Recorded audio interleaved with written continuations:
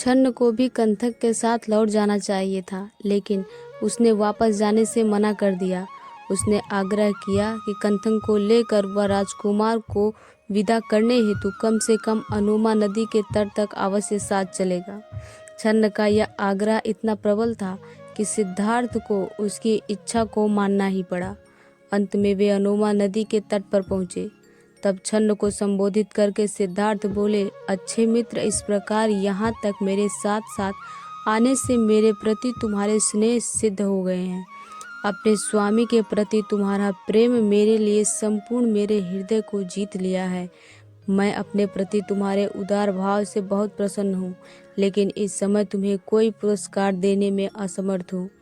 इस प्रकार साथ देने वाले को पुरस्कृत करने के लिए कौन तत्पर नहीं होगा, लेकिन विपत्ति के समय आदमी के अपने सगे संबंधी तक पराये बन जाते हैं।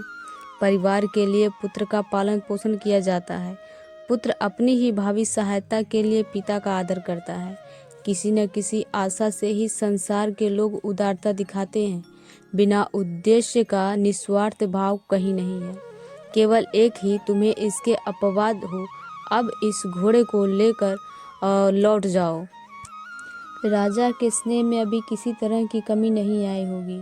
उन्हें किसी न किसी तरह इस दुख को सह लेने में सहायता करनी होगी।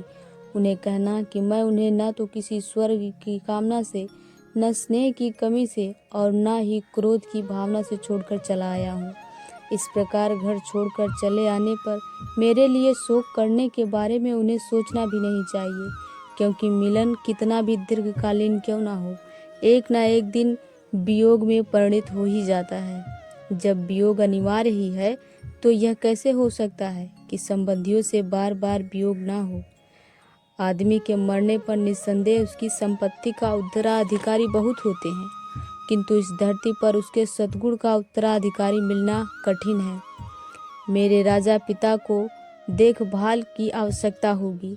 हो सकता है कि राजा कहें कि मैंने उन्हें अनुपयुक्त समय पर गृह त्याग किया है, किंतु कर्तव्य पूर्ति के लिए कोई भी समय अनुपयुक्त नहीं होता। मित्र, मेरे पिता को इन शब्दों और ऐसे शब्दों से संबोधित करना और तुम ऐसा प्रयास करना कि वे मुझे याद ही ना कर सकें।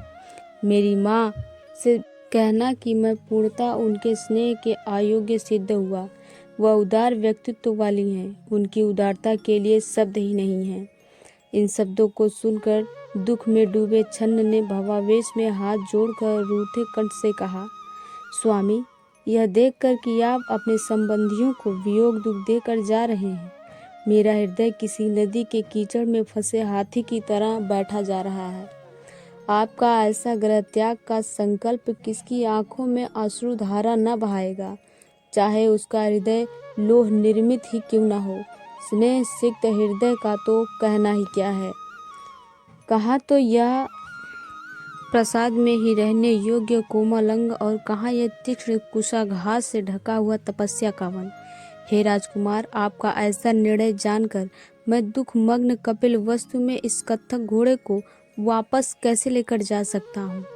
निश्चय से आप यह उस पुत्र स्नेह सिक्त वृद्ध राजा को ऐसे छोड़कर नहीं जाएंगे जैसे कोई विधर्मी सद्दम को छोड़कर चला जाता है, और वह दूसरी माता जिससे बहुत सावधानी से पालन पोषण कर आपको इतना बड़ा किया है, आप उसे इस तरह नहीं भूल सकेंगे जैसे कोई कृतज्ञ व्यक्ति उपकारी को भूल जाता है।